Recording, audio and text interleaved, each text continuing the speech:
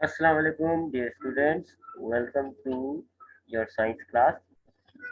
Students, आज हम science में एक नया चैप्टर स्टार्ट करने जा रहे हैं। इस चैप्टर का नाम है atoms, molecules, mixtures and compound.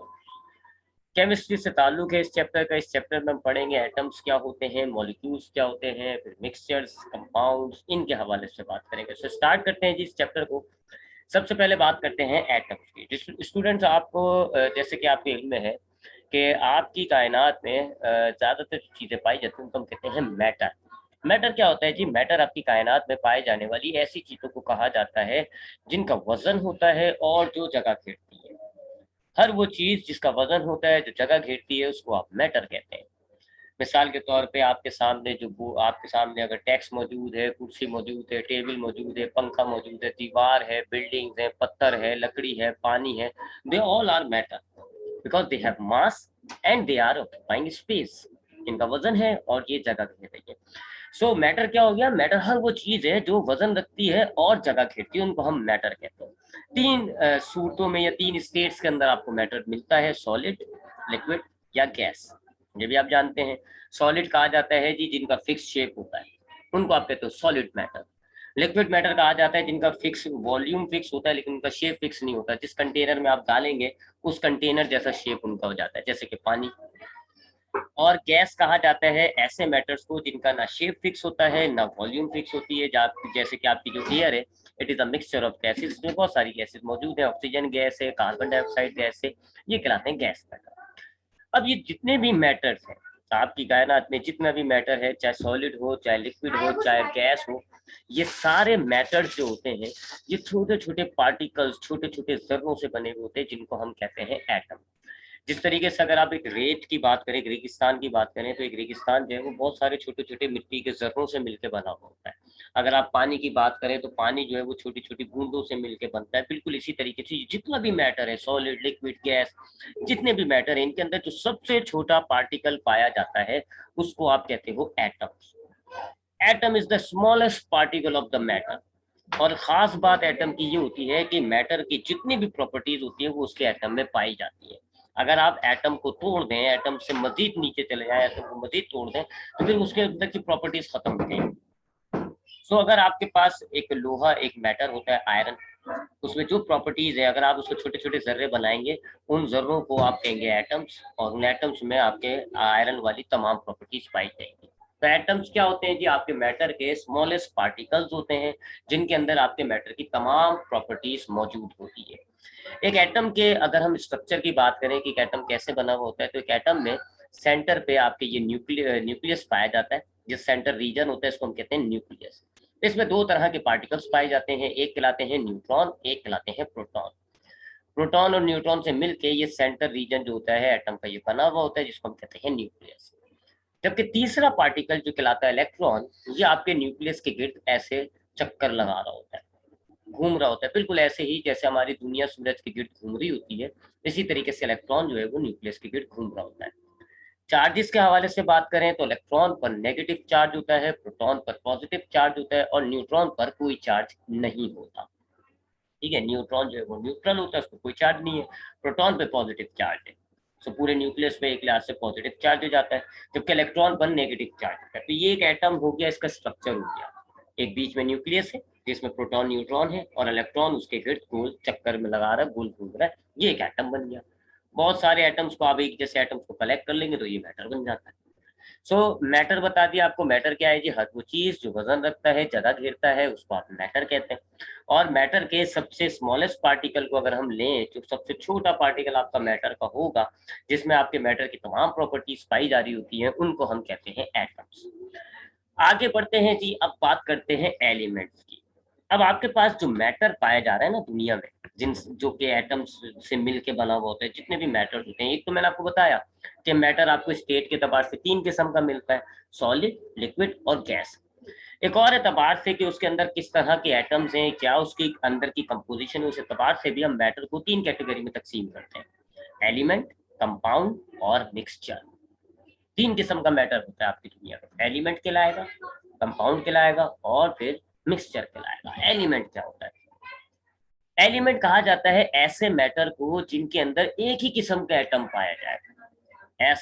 ऐसा मैटर जिसके अगर आप तमाम एटम्स को निकालेंगे तो तमाम एटम्स बिल्कुल सिमिलर होंगे, उसको हम कहते हैं एलिमेंट। ये हमारे पास खालिश मैटर भी कह सकते हैं आप इसको, it is the purest form of matter. ये हमारे मैटर की बिल्कुल खालिश फॉर्म है। मिसाल के तौर पे अगर आपके पास एक मटेरियल है, आप उसमें एटम्स निकालते हैं, फॉर एग्जांपल 1000 एटम्स निकलते हैं। अब आप अगर देखें कि वो 1000 के 1000 एटम्स सिमिलर हैं, एक ही जैसे हैं, तो आप कहेंगे कि ये तो 1000 एलिमेंट का ये तो पूरा कॉम्बिनेशन था, ये जो मैटर था ये एलिमेंट हो गया। ठीक है जी। तो एलिमेंट्स आपको बता दिया, एलिमेंट्स क्या होते हैं, ऐसे मैटर्स होते हैं जिनको हम प्योर मैटर कहते हैं। ये प्योर मैटर की फॉर्म होती है और इसमें जितने भी एटम्स पाए जाते हैं वो सिमिलर होते हैं, they are similar, they have similar atoms. अगर हमारे पास ये एलिमेंट्स के हवाले से बात करी हमने, अब जरा देखते हैं हमारे पास दुनिया में कितने किस्म के एलिमेंट्स हैं जी। बहुत सारे एलिमेंट्स हैं, तकरीबन 104, 5, 109 के करीब हमारे पास अब तक एलिमेंट्स डिस्कवर हो चुके हैं। बहुत सारे एलिमेंट्स हैं। कुछ इंपॉर्टेंट एलिमेंट्स के नाम आपके सामने यहाँ स्क्रीन पे लिखे हुए हैं। हाइड्रोजन है, सोडियम है, क्रोमियम है, हीलियम है, मैग्नीशियम है, मैग्नीस है। ये बहुत सारे, तकरीबन 100 से ऊपर तादाद पाई जाती है आपके पास दुनिया में एलिमेंट्स। एलिमेंट्स का जाहिर बात है बहुत बड़े बड़े नाम होते हैं, तो एलिमेंट्स को रिप्रेजेंट करने के लिए हम कुछ लेटर्स का इस्तेमाल करते हैं जिनको हम कहते हैं सिंबल। मिसाल के तौर पे हाइड्रोजन एलिमेंट को रिप्रेजेंट करने के लिए हम H का सिंबल यूज करते हैं, हीलियम को रिप्रेजेंट करने के लिए हम He का सिंबल यूज करते हैं। He का क्यों करते हैं, क्योंकि H जो है वो हाइड्रोजन के लिए हो गया, जाहिर बात है थोड़ा सा डिफरेंशिएट करना होगा, तो हीलियम के लिए हम He का सिंबल यूज करते हैं। लिथियम के लिए Li का सिंबल यूज करते हैं, बेरिलियम के लिए Be का, बोरॉन के लिए B का। इस तरह जितने भी हमारे पास डिस्कवर्ड एलिमेंट्स हैं हमने सबके लिए सिंबल्स बना रखे। तो हम पूरे पूरे एलिमेंट्स का नाम नहीं लिखते, केमिकल रिएक्शंस में हम पूरे एलिमेंट्स के नाम लिखने के बजाय इन सिंबल्स का यूज करते हैं जी। एक केमिस्ट जानता है जी कि किस सिंबल का मतलब कौन सा एलिमेंट है। एच आ रहा है तो वो समझ जाता है कि एच का मतलब हो गया हाइड्रोजन, He का मतलब हो गया हीलियम, Na का मतलब हो गया सोडियम, C का मतलब हो गया कार्बन। तो हम एलिमेंट्स को, जो कि एलिमेंट्स के जो है, हमने हर एलिमेंट्स के लिए एक एक सिंबल बनाया हुआ है जो कि एलिमेंट्स के नाम को रिप्रेजेंट कर रहा होता है। सो दैट इज समथिंग हमने एलिमेंट्स के हवाले से बात की और सिंबल्स के हवाले से बात की। अब जरा एलिमेंट्स, कंपाउंड और मिक्सचर पे जाने से पहले थोड़ा एलिमेंट्स पर मजीद बात करें तो दो किस्म के एलिमेंट्स होते हैं हमारे पास, एक कहलाते हैं मेटल्स, एक कहलाते हैं नॉन मेटल्स। एलिमेंट्स की दो टाइप्स हैं, मेटल्स और नॉन मेटल्स। मेटल्स क्या होते हैं जी, ऐसे एलिमेंट्स होते हैं जो कि थोड़े सख्त होते हैं, हार्ड होते हैं, और इनकी खास बात ये होती है कि इनके अंदर से बिजली और इलेक्ट्रिसिटी गुजर सकती है। यानी अगर आप एक सिरे पर इसकी इलेक्ट्रिसिटी अप्लाई करेंगे तो you will get electricity from the other and, उसमें से आपके इस मटेरियल में से इलेक्ट्रिसिटी गुजर के दूसरे हिस्से पर आपको इलेक्ट्रिसिटी या हीट मिल रही है। सो ऐसे एलिमेंट जिनके अंदर से बिजली गुजर सकती है, जिनके अंदर से हीट गुजर सकती है, उनको हम मेटल्स कहते हैं। मिसाल के तौर पे कॉपर एक मेटल है, गोल्ड एक मेटल है, सिल्वर एक मेटल है, ये मेटल्स हैं। आयरन एक मेटल है, ये मेटल्स हैं। इनमें से इलेक्ट्रिसिटी और हीट जो है वो कंडक्ट हो सकती है। जबकि दूसरे किस्म के जो एलिमेंट्स होते हैं जिनको हम नॉन मेटल्स कहते हैं, ये ऐसे एलिमेंट्स होते हैं कि इनमें से इलेक्ट्रिसिटी या हीट गुजर नहीं सकती। अगर आप एक सिरे पर इसके इलेक्ट्रिसिटी अप्लाई करेंगे तो आपको दूसरे सिरे से इलेक्ट्रिसिटी नहीं मिलेगी, क्योंकि इनमें से इलेक्ट्रिसिटी नहीं गुजर सकती। ऐसे एलिमेंट्स को जिनमें से इलेक्ट्रिसिटी नहीं गुजर सकती, जिनमें से हीट नहीं गुजर सकती, उनको हम कहते हैं नॉन मेटल्स। ठीक है जी। मिसाल के तौर पे आपकी ऑक्सीजन जो है वो नॉन मेटल है, आपकी जो कार्बन है वो नॉन मेटल होता है, सल्फर नॉन मेटल होता है, बहुत सारे किस्म के नॉन मेटल्स होते हैं। हाइड्रोजन है, हीलियम है, नाइट्रोजन गैस है, क्लोरीन है, आर्गॉन है, they all are non metals. So elements आपको बताया जी, एलिमेंट्स क्या है जी, प्योरेस्ट फॉर्म ऑफ मैटर्स होते हैं। ये मैटर की खालिश तरीन फॉर्म होती है। इनमें जितने भी एटम्स होते हैं वो सारे सिमिलर होते हैं। दो किस्म के एलिमेंट्स हैं, metals and non metals. Metals उन एलिमेंट्स को कहा जाता है जिनमें से इलेक्ट्रिसिटी हीट गुजर सकती है, जबकि नॉन मेटल्स उन एलिमेंट्स को कहा जाता है जिनमें से इलेक्ट्रिसिटी नहीं गुजर सकती। ये तो एक डिफरेंस बताया मैंने आपको मेटल और नॉन मेटल का, लेकिन उसके अलावा भी बहुत सारे डिफरेंसेस होते हैं हमारे पास मेटल और नॉन मेटल में। सबसे पहला, सबसे मेजर डिफरेंस तो मैं आपको बता चुका हूँ कि मेटल्स जो है ये ऐसे मटेरियल्स हैं जिनमें से हीट और इलेक्ट्रिसिटी कंडक्ट हो सकती है, जबकि नॉन मेटल्स ऐसे एलिमेंट्स होते हैं जिनमें से हीट और इलेक्ट्रिसिटी नहीं गुजर सकती, इनमें से हीट और इलेक्ट्रिसिटी कंडक्ट नहीं हो सकती। उसके अलावा मेटल्स जो होते हैं हमारे पास ज्यादातर ये सॉलिड फॉर्म में होते हैं, एक मेटल है बस दुनिया में, मर्क्यूरी, जो कि लिक्विड फॉर्म में हमें मिलता है। नहीं तो सारे जितने भी मेटल्स हैं आपको जो है वो सॉलिड फॉर्म में मिलते हैं, जबकि नॉन मेटल्स जो हैं वो लिक्विड होते हैं ज़्यादातर या गैसेस होती है, और अगर सॉलिड भी होंगे तो ज़रा नरम से होते हैं, सॉफ्ट सॉलिड होंगे। तो मेटल्स जो है वो most of metals are solid while most of the metals are liquid और गैस। उसके अलावा जितने भी मेटल्स होते हैं ये शाइनी होते हैं, शाइनी होते हैं, अगर आप इनकी एजेस को काटें तो कट बन जाते हैं इनकी एजेस पर, शाइनी चमकदार होते हैं। जबकि नॉन मेटल ज्यादा शाइनी नहीं होते, डल सरफेसिस होती है उनकी, और इनमें से लाइट रिफ्लेक्ट नहीं हो सकती, ऐसे कह सकते हैं आप, इनमें से लाइट रिफ्लेक्ट नहीं हो सकती, कोई शाइनी नहीं है। हार्ड होते हैं जी मेटल्स, हार्ड और स्ट्रांग होते हैं, जबकि जो नॉन मेटल्स होते हैं वो बड़े वीक होते हैं, ब्रिटल होते हैं। इसके अलावा मेटल्स जो होते हैं वो डेंस होते हैं, यानी कि कम जगहों पर इनके अंदर ज्यादा मास स्टोर हुआ होता है, ये डेंस होते हैं। जबकि नॉन मेटल्स जो है वो लो डेंसिटी रखते हैं, यानी इनके अंदर जो है वो कम जगह होगी तो मास भी कम होगा, बड़ी बड़ी स्पेसिस के अंदर भी मास कम होता है। तो हैविंग लो डेंसिटी, मेटल्स की डेंसिटी ज्यादा होती है, नॉन मेटल्स की डेंसिटी जो है वो कम होती है।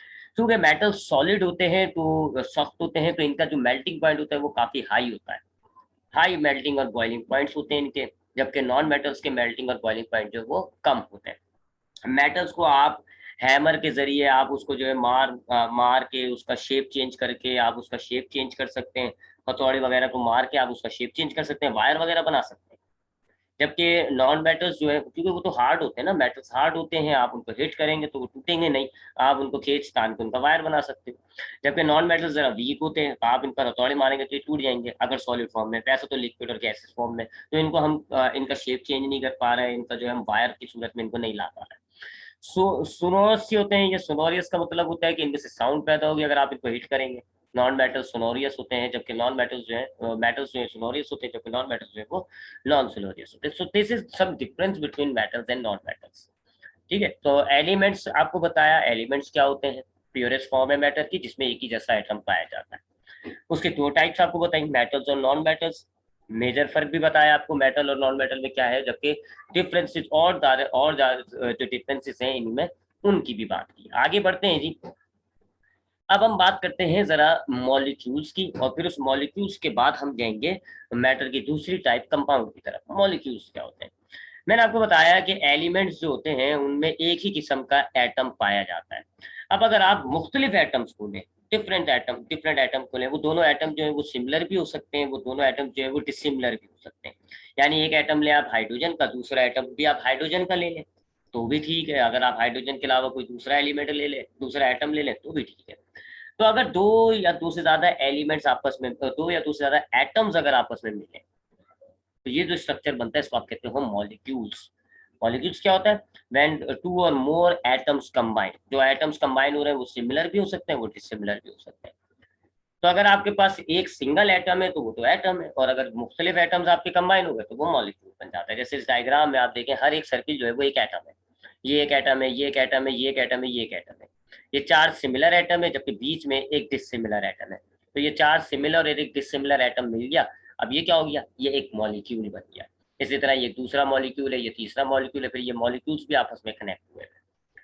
अगर छोटे छोटे मॉलिक्यूल्स होते हैं इनको माइक्रो मॉलिक्यूल्स कहते हैं, बड़े बड़े स्ट्रक्चर्स बन जाते हैं, बहुत ज्यादा वजन होता है तो इनको हम मैक्रो मॉलिक्यूल्स कहते हैं।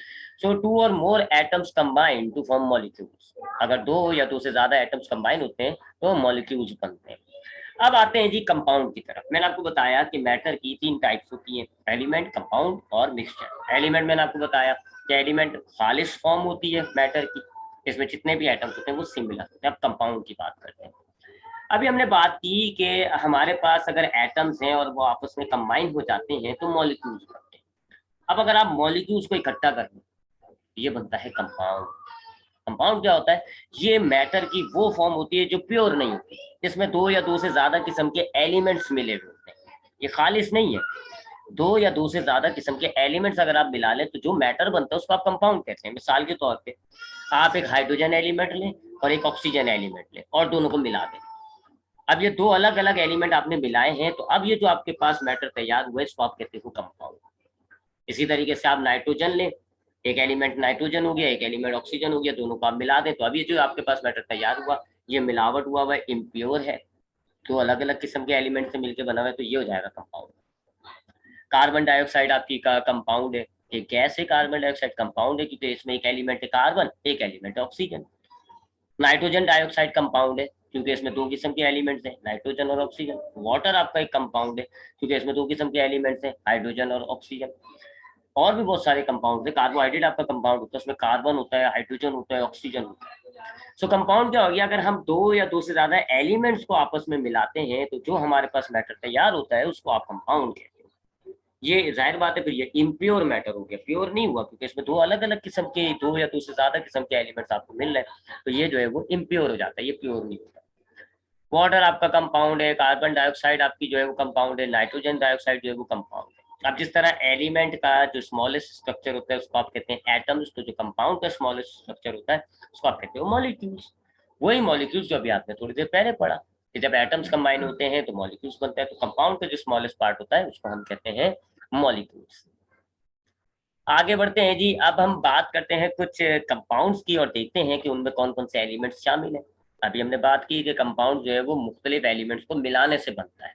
सो एक कंपाउंड आपके पास है कार्बन डाइऑक्साइड। ये एक गैस होती है, इसमें दो किस्म के एलिमेंट्स होते हैं, एक कार्बन और एक ऑक्सीजन। ये दो एलिमेंट्स हैं, कार्बन एक एलिमेंट है, ऑक्सीजन एक एलिमेंट है, दोनों को मिला देंगे तो अब ये मिलावट शुदा जो मैटर होगी इसको आप कहते हो कार्बन डाइऑक्साइड, ये कंपाउंड हो गया। इसी तरह मीथेन नाम की एक गैस होती है, ये भी एक कंपाउंड है। क्यों? क्योंकि इसमें दो अलग अलग किस्म के एलिमेंट्स है, कार्बन और हाइड्रोजन। ग्लूकोज जो आपके खाने में पाया जाता है ये भी एक कंपाउंड है, इसमें तीन किस्म के एलिमेंट्स होते हैं, carbon, hydrogen and oxygen. Sucrose ये वो चीनी होती है जो हम अक्सर घरों में यूज करते हैं, चाय वगैरह में डालते हैं, उसको हम सक्रोज कहते हैं, टेबल शुगर इसका कॉमन नेम है। ये भी एक कंपाउंड है क्योंकि इसमें तीन किस्म के एलिमेंट्स होते हैं, carbon, hydrogen and oxygen. Sodium chloride, ये सोडियम क्लोराइड जो आपके घरों में नमक इस्तेमाल होता है इसको हम सोडियम क्लोराइड कहते हैं, कॉमन नेम इसका टेबल सॉल्ट है। ये भी एक कंपाउंड है क्योंकि इसमें दो किस्म के एलिमेंट्स हैं, सोडियम और क्लोरीन गैस। सल्फ्यूरिक एसिड एक तेजाब होता है, काफी डेंजरस एसिड है। ये भी एक कंपाउंड है क्योंकि इसमें तीन किस्म के एलिमेंट्स हैं, हाइड्रोजन, सल्फर एंड ऑक्सीजन। और कॉपर सल्फेट ये भी एक कंपाउंड है, इसमें आपके पास जो है कॉपर होता है, सल्फर होता है, ऑक्सीजन होता है, इन तीनों को मिलाते हैं तो ये हमारे पास कॉपर सल्फेट नाम का कंपाउंड मिलता है। सो कंपाउंड क्या हो गया, मुख्तलिफ एलिमेंट्स को अगर हम कंबाइन करेंगे तो मैटर की इम्प्योर शक्ल हमारे पास आती है और उस इम्प्योर मैटर को हम कह रहे होते हैं कंपाउंड। ठीक। सो अगर हमारे पास खालिश मैटर है तो एलिमेंट है, और अगर हमने खालिश एलिमेंट्स को मिला कर एक इम्प्योर मैटर बना दिया उसको हम कंपाउंड कहते हैं। आगे बढ़ते हैं जी। अब हम बात करते हैं तीसरी टाइप की। एलिमेंट आपको बता दिया, मैटर की तीन टाइप्स मैंने आपको बताई, एलिमेंट, कंपाउंड और मिक्सचर। एलिमेंट मैंने आपको बता दिया, ये आपके मैटर की बिल्कुल खालिश तरीन फॉर्म होती है, प्योरेस्ट फॉर्म होती है मैटर की, इसमें एक ही किस्म का एटम होता है, कोई मिलावट नहीं होती। फिर उसके बाद कंपाउंड क्या बताया आपको कि अगर हम दो या दो से ज्यादा एलिमेंट्स को लेके मिला दें तो अब ये हमारे पास एक इम्प्योर मैटर आ गया, इस इम्प्योर मैटर को हम कहते हैं कंपाउंड। मिक्सचर भी बिल्कुल कंपाउंड की तरह होता है कि आप मुख्तलिफ एलिमेंट्स को, कंपाउंड्स को मिलाकर एक इम्प्योर मैटर हासिल कर लें। आप एलिमेंट्स लें, मुख्तलिफ एलिमेंट्स लें, इवन के कंपाउंड्स भी ले लें आप, खाली एलिमेंट्स नहीं, आप कंपाउंड लें, कंपाउंड को मिला दें। जैसे आपने पानी लिया, नमक लिया, पानी क्या है, वाटर क्या है, एक कंपाउंड है। सॉल्ट क्या है जी, वो भी एक कंपाउंड है, दोनों कंपाउंड को मिला दिया तो बिल्कुल ये भी एक मिक्सचर हो रहा है, जो ये भी एक जो इम्प्योर फॉर्म हो रही है मैटर की कंपाउंड की तरह। बस फर्क क्या है कि कंपाउंड में जो हमारे पास मटेरियल आपस में मिक्स होते हैं, जो एलिमेंट्स आपस में मिक्स होते हैं वो केमिकली जुड़ जाते हैं, उनके उनमें बॉन्ड्स बन जाते हैं और उन बॉन्ड्स को तोड़ना आसान काम नहीं होता, वो बिल्कुल एक दूसरे से ऐसे हल मिक्स हो जाते हैं जी कि एक दूसरे से बॉन्ड क्रिएट करके जुड़ जाते हैं। जबकि मिक्सचर के अंदर जब हम दो या दो से ज्यादा कंपाउंड्स या एलिमेंट्स को मिलाकर जोड़ के एक इम्प्योर फॉर्म जो बना रहे हैं जिसको हम मिक्सचर कह रहे हैं, ये आपस में बॉन्ड नहीं बनाते, ये दोनों मटेरियल्स आपस में एक दूसरे से जुड़ते नहीं है, बस सिर्फ ऐसे एक दूसरे में छुपे हुए होते हैं, आसानी के साथ इनको अलग किया जा सकता है, उनको आप कहते हो मिक्सचर। मिसाल के तौर पे आप पानी और नमक को मिलाते हैं, ये मिक्सचर कहलाएगा, कंपाउंड नहीं कहलाएगा, क्योंकि पानी एक कंपाउंड है, सॉल्ट ये भी एक कंपाउंड है। आप दोनों को मिलाते हैं तो हम ये नहीं कहेंगे कि एक कंपाउंड बना है, हम कहेंगे एक मिक्सचर बना है। क्यों? क्योंकि ये पानी और नमक एक दूसरे से बॉन्ड नहीं बना रहे, एक दूसरे से मुकम्मल तौर पर कस कर नहीं जुड़ते, आसानी से अलग किए जा सकते हैं। आप पानी को गर्म करके उसको एवोपरेट कर दें, नमक अलग हो जाएगा, इजीली फिल्ट्रेशन के जरिए हम अलग कर सकते हैं। जैसे अगर हम पानी लें और मिट्टी को मिलाएं, ये मिक्सचर होगा क्योंकि यहाँ पानी और मिट्टी जो है ये एक दूसरे के साथ मिलकर बॉन्ड नहीं बनाते, इजीली सेपरेटेबल है, आराम से उनको सेपरेट किया जा सकते हैं। आप फिल्ट्रेशन के जरिए मिट्टी को छान लें, पानी अलग हो जाएगा, मिट्टी अलग हो जाएगा। सो ऐसे अगर हम दो या दो से ज्यादा मटेरियल्स को मिक्स करते हैं, लेकिन ये मिक्स करना इस तरह है कि इनके दरमियान कोई केमिकल बॉन्ड नहीं बनता, ये एक दूसरे से बिल्कुल फिक्स नहीं होती, इजीली सेपरेबल है, आराम से उनको सेपरेट किया जा सकता है जी किसी फिजिकल प्रोसेस के जरिए। तो ऐसे मिक्सचर को, ऐसे इम्प्योर फॉर्म को, इम्प्योर फॉर्म ऑफ मैटर को हम मिक्सचर कहते हैं। ठीक है जी, आगे बढ़ते हैं। अब कुछ मिक्सचर देख लेते हैं जी उसमें कौन कौन सी चीजें शामिल हुई है। तो air is a mixture not a compound, air is a mixture. Air के अंदर हमारे पास कौन कौन सी, एक ऑक्सीजन नाम का एलिमेंट है, एक नाइट्रोजन नाम का एक एलिमेंट है, उसके अलावा भी और दूसरी गैसेस होती है, कार्बन डाइऑक्साइड नाम की एक कंपाउंड होती है, और वाटर वेपर्स होते हैं। तो ये एक मिक्सचर हो गया, इजिली सेपरेबल है। इंक आपके पास एक मिक्सचर होता है, क्योंकि वो वाटर और मुख्तलिफ डाइस किस्म, मुख्तलिफ डाइस होती है डिफरेंट कलर की, उनसे मिलकर जो है हम इंक को बनाते हैं। गन पाउडर एक मिक्सचर है। किस चीज का मिक्सचर है जी, इसमें कौन कौन से कंपोनेंट होते हैं, पोटेशियम नाइट्रेट होता है, कार्बन होता है और सल्फर होता है। इन तीनों को मिला के हम गन पाउडर बनाते हैं। लेकिन ये जो मिलाना है, इसमें कोई केमिकल बॉन्डिंग नहीं बनती, इसलिए इसको हम गन पाउडर को कंपाउंड नहीं कहेंगे, मिक्सचर कहेंगे। बेकिंग पाउडर जो है वो एक मिक्सचर है जी, इसके कंपोनेंट्स कौन कौन से होते हैं, sodium bicarbonate and tartaric acid. Crude oil जो होता है आपका, ये भी एक मिक्सचर होता है, इसमें बहुत सारे किस्म के ऑयल और आपके पास जो है वो लिक्विड्स होते हैं, पेट्रोल होता है, कैरोसिन होती है, डीजल ऑयल होता है, और अदर किस्म के जो है वो हाइड्रोकार्बन होते हैं। So they are some important mixtures in your everyday life, या आपके आम लाइफ के कुछ इंपॉर्टेंट मिक्सचर्स होते हैं। अब चूंकि बात हमने अभी की कि मिक्सचर क्या होता है, मिक्सचर में हम दो या दो से ज्यादा कंपोनेंट्स को मिला लेते हैं, लेकिन वो मिलाना कुछ ऐसा होता है कि वो दोनों में कोई बॉन्ड तैयार नहीं होता और इजीली सेपरेबल किया जा सकता है, उनको आराम से हम जो है वो सेपरेट करते हैं किसी भी फिजिकल प्रोसेस के जरिए। तो अब वो कुछ प्रोसेस की बात कर लेते हैं कि वो कौन कौन से प्रोसेस हैं जिनके जरिए हम एक मिक्सचर के जो कंपोनेंट्स होते हैं उनको अलहदा कर सकते हैं। तो पहला जो प्रोसेस आता है उसमें वो फिल्ट्रेशन कहलाता है जी। फिल्ट्रेशन एक फिजिकल प्रोसेस है जिसके जरिए आप मिक्सचर में पाए जाने वाले कंपोनेंट्स को अलहदा कर सकते हैं। इसमें वो कंपोनेंट्स अलहदा होते हैं जो एक दूसरे के अंदर डिसॉल्व नहीं हो पाते। जैसे वाटर और सैंड को अगर आप मिलाते हैं, मिक्सचर तैयार करते हैं, ये वाले मिक्सचर के जो कंपोनेंट्स हैं ये फिल्ट्रेशन से अलग हो सकते हैं, क्योंकि वाटर सैंड में डिसॉल्व नहीं हो सकती। एक फिल्टर पेपर जो है वो यूज किया जाता है और ये फनल में लगा दिया जाता है। फिल्टर पेपर एक कंपोनेंट को रोक लेगा, दूसरे कंपोनेंट को अपने अंदर से गुजरने देगा। तो यूं जो है एक रुका हुआ कंपोनेंट अलग हो जाएगा, जो अलग गुजर रहा है वो अलग कंपोनेंट हो जाएगा। तो अगर हम इसमें से वाटर सैंड का मिक्सचर पास करेंगे तो फिल्टर पेपर में सैंड जो है वो रेसिड्यू बन जाएगी और जो पानी है वो फिल्ट्रेट बन जाएगा। तो इस प्रोसेस को हम कहते हैं फिल्ट्रेशन। फिल्ट्रेशन एक ऐसा प्रोसेस होता है जिसके अंदर हम ऐसे मिक्सचर के कंपोनेंट्स को अलहदा करते हैं जो एक दूसरे के अंदर डिसॉल्व नहीं होते। उसके बाद दूसरा जो हमारे पास प्रोसेस है कि वो है एवोपरेशन। एवोपरेशन के जरिए हम ऐसे मिक्सचर के कंपोनेंट्स को अलहदा करते हैं जो एक दूसरे में डिसॉल्व हो जाते हैं, जैसे नमक और पानी जो डिसॉल्व नहीं होते। जैसे अभी आपको बताया वाटर प्लस सैंड, वो आपने अलहदा करना है तो कौन सा प्रोसेस है, फिल्ट्रेशन। और अगर आपने डिसॉल्व कंपोनेंट्स को अलहदा करना है, यानी अगर आपने ऐसे दो कंपोनेंट्स है जो एक दूसरे में डिसॉल्व हुए में आप इनमें से फर्क नहीं बता पा रहे कौन सा कंपोनेंट कहाँ पर है कौन सा कहाँ पर है, तो ऐसे कंपोनेंट्स को जो कि एक दूसरे में डिसॉल्व हो जाते हैं उनको सेपरेट करने के लिए हमारे पास जो प्रोसेस होता है उसको हम कहते हैं एवोपरेशन। एवोपरेशन क्या है कि एवोपरेशन एक प्रोसेस होता है जिसके अंदर आपके पास एक मैटर जो है वो लिक्विड स्टेट से गैस स्टेट में कन्वर्ट हो जाए। ठीक है जी, लिक्विड स्टेट में होगा, गैस स्टेट में कन्वर्ट हो जाएगा। जैसे एवोपरेशन ऑफ वाटर क्या होगा कि आपके पास वाटर लिक्विड फॉर्म में है, आप उसको गैस फॉर्म में ले आए, उसके वेपर्स बना दें। तो इस प्रोसेस को जिसके अंदर हमारे पास जो मैटर है वो लिक्विड स्टेट से गैस स्टेट में कन्वर्ट हो जाता है, इस प्रोसेस को हम कहते हैं एवेपोरेशन। एवेपोरेशन भी जो है वो मिक्सचर के कंपोनेंट्स को अलहदा करने के लिए इस्तेमाल होता है। जैसे कि अगर हम वाटर प्लस सॉल्ट सोल्यूशन लें, तो वाटर और सॉल्ट का सोल्यूशन ले लें, तो अब ये दो कंपोनेंट्स, एक वाटर और एक सॉल्ट, दोनों डिसॉल्व हुए हैं। अब जब आप एवेपोरेशन के प्रोसेस से इसको गुजारेंगे तो जो वाटर है वो एवेपोरेट हो जाएगा, वाटर जो लिक्विड फॉर्म में वो कन्वर्ट होकर गैस फॉर्म में वो एवेपोरेट हो जाएगा, वेपर्स करके वो अलहदा हो गया। और जो आपके पास डिश में बचेगा वो आपके पास क्या होगा, वो दूसरा कंपोनेंट हो जाएगा, नमक। तो यूँ आप जो है वो नमक और पानी को अलहदा कर सकते हैं। तो ये दूसरा प्रोसेस हो गया जी एवेपोरेशन। अब तीसरी बात करते हैं जी सब्लिमेशन। सब्लिमेशन क्या होता है, सब्लिमेशन भी एक कन्वर्जन का प्रोसेस होता है, इसमें हम मैटर की एक स्टेट को दूसरी स्टेट में कन्वर्ट करते हैं। सब्लिमेशन के अंदर हम सॉलिड मैटर को कन्वर्ट करते हैं डायरेक्ट गैस में। आप जानते हैं कि अगर हम सॉलिड को नॉर्मली कन्वर्ट करें, स्लो स्लो कन्वर्ट करें, तो सॉलिड पहले कन्वर्ट होता है लिक्विड में और फिर लिक्विड से कन्वर्ट होता है वो गैस में। जैसे अगर हम वाटर की एग्जांपल लें तो वाटर की सॉलिड फॉर्म जो है वो आइस होती है। अगर आप सॉलिड वाटर यानी आइस को कन्वर्ट करेंगे तो पहले ये लिक्विड फॉर्म में आएगा, यानी सॉलिड से लिक्विड में आएगा और फिर लिक्विड से गैस में जाएगा वेपर्स की सूरत में। लेकिन सब्लिमेशन में क्या होता है, लिक्विड वाली स्टेज जो है वो नहीं आती, सॉलिड डायरेक्ट कन्वर्ट हो जाता है किसमें, गैसियस फॉर्म में। तो अगर एक ऐसा कन्वर्जन का प्रोसेस है जिसके अंदर सॉलिड मैटर जो है वो डायरेक्टली गैसियस फेस में जा रहा है, डायरेक्ट गैस फेस में कन्वर्ट हो रहा है, बीच में कोई लिक्विड स्टेट नहीं आ रही, तो इस प्रोसेस को, इस कन्वर्जन के प्रोसेस को हम कहते हैं सब्लिमेशन। अब बात करते हैं डिस्टिलेशन की। डिस्टिलेशन प्रोसेस क्या होता है, अब जैसे जरा इस डायग्राम में देखें आप, इस डायग्राम में देखें, ये सपोज करें जी हमारे पास एक सोल्यूशन है। लेट सपोज के जी हमारे पास है ये वाटर एंड सॉल्ट का सोल्यूशन, वाटर और सॉल्ट मिले हैं, ये एक मिक्सचर हो गया। अब हम लोग यहाँ नीचे से गर्म करते हैं, तो अब क्या होगा जी, वाटर जो है वो एवपोरेट होगा, वाटर जो है वो लिक्विड फॉर्म से कन्वर्ट हो जाएगा किसमें, गैसियस फॉर्म में। तो अब यहाँ पे जितना भी वाटर होगा इस सॉल्ट सोल्यूशन में वो सारा गैस फॉर्म में, वेपर्स फॉर्म में कन्वर्ट होके ऐसे बाहर निकल रहा है।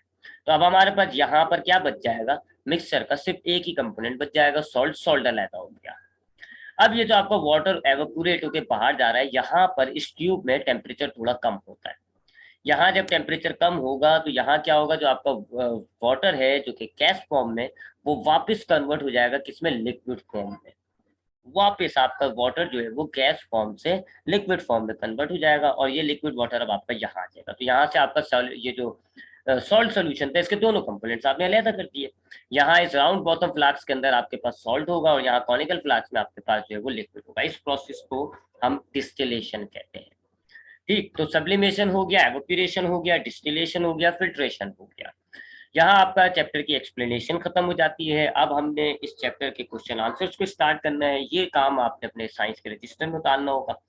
चैप्टर का एक टाइटल पेज बनाने के बाद आप एक हेडिंग डालेंगे शॉर्ट क्वेश्चन आंसर्स की, और सबसे पहले हम शॉर्ट क्वेश्चन आंसर्स को देखते हैं। क्वेश्चन नंबर 1 हमारे पास है, व्हाट इज एटम, एटम क्या होता है। अभी मैंने आपको इस चैप्टर की एक्सप्लेनेशन के बिल्कुल स्टार्ट में बताया था। तो आंसर आपने लिखना है, everything around us is made up of tiny particles called atom. आपके इर्द गिर्द जितनी भी चीज है वो छोटे छोटे पार्टिकल्स से मिलकर बनी हुई होती है, हम कहते हैं एटम्स, क्योंकि आपके पास जितनी भी चीजें इर्द गिर्द सब मैटर कहलाती है, सबका वजन है, सब जगह घेरती है, सब मैटर है, और मैटर बना हुआ होता है टाइनी पार्टिकल्स, एटम से।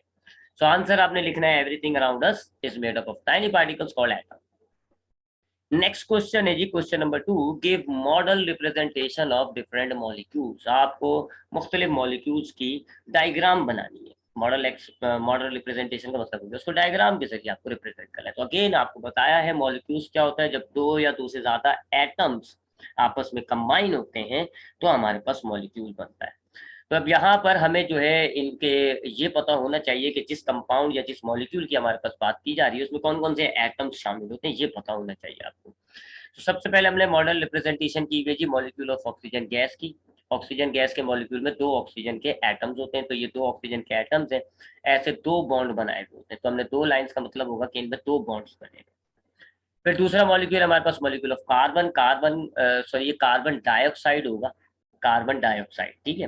तो कार्बन डाइऑक्साइड के मॉलिक्यूल में एक कार्बन और दो ऑक्सीजन के एटम्स होते हैं। सेंटर में कार्बन का एटम होता है और कार्बन के एटम के लेफ्ट और राइट जो है वो आपके पास ऑक्सीजन के एटम्स होते हैं, डबल डबल बॉन्ड लगा हुआ होता है। This is the model representation of water molecule. Water molecule में एक ऑक्सीजन और दो हाइड्रोजन होता है। ऑक्सीजन आपका सेंट्रल एटम होता है, दोनों हाइड्रोजन इस ऑक्सीजन से अटैच होते हैं। तो ये आपने लिख दिया जी, सेंटर के अंदर आपने ऑक्सीजन को लिख दिया और साइडों में आपने जो है वो हाइड्रोजन को जोड़ दिया। हाइड्रोजन और ऑक्सीजन के दरमियान सिंगल बॉन्ड पाया जाता है। जबकि आखिरी मॉलिक्यूल जो है हमारे पास है molecule of methane gas. Methane gas में एक कार्बन, चार हाइड्रोजन के एटम्स होते हैं। कार्बन जो है इसमें सेंट्रल एटम होता है, लिहाजा सेंटर में हमने कार्बन बनाया। चारों हाइड्रोजन चारों तरफ कार्बन के जुड़े हुए होते हैं बाय सिंगल बॉन्ड्स। तो ये आपने मॉडल रिप्रेजेंटेशन बनानी है। इसमें ये जो आपने बॉन्ड्स हैं इसकी खास ख्याल रखना है। ऑक्सीजन ऑक्सीजन के दरमियान डबल बॉन्ड होता है, कार्बन ऑक्सीजन के दरमियान डबल बॉन्ड होता है, ऑक्सीजन हाइड्रोजन के दरमियान यहाँ वाटर मॉलिक्यूल में सिंगल बॉन्ड है, और कार्बन हाइड्रोजन के दरमियान भी यहाँ मीथेन गैस में सिंगल बॉन्ड है। क्वेश्चन नंबर 2 के बाद अब हमारे पास आता है question number 3, right about sublimation. Sublimation के बारे में आपको बताना है। तो अभी आपको बताया सब्लिमेशन एक प्रोसेस होता है जिसमें हम मैटर को सॉलिड से डायरेक्ट उसकी गैस फॉर्म में लेकर जाते हैं, बीच में लिक्विड की स्टेज नहीं आती। तो आपने आंसर में लिखना है, when solid substance go straight convert into the gas. when they are heated is called sublimation. The best example is burning of paper. जब आप कागज को जलाते हैं क्या होता है, कागज में जो कार्बन मौजूद होता है डायरेक्ट कार्बन डाइऑक्साइड में गैस फॉर्म में आ रहा है, मैटर आपका डायरेक्ट सॉलिड से कन्वर्ट हो रहा है गैस फॉर्म में, तो वो सब्लिमेशन हो गया. So that is our today's class. आज की क्लास में हमने एक चैप्टर को एक स्टार्ट किया, उसकी मुकम्मल एक्सप्लेनेशन देखी और 3 उसके जो है वो शॉर्ट क्वेश्चन आंसर्स को देखे. इन शॉर्ट क्वेश्चन आंसर्स को अपनी क्लास की कॉपी में नोट डाउन करिएगा. नेक्स्ट क्लास में इंशाल्लाह मुलाकात होगी. ख्याल रखिएगा अपना. अल्लाह हाफिज़.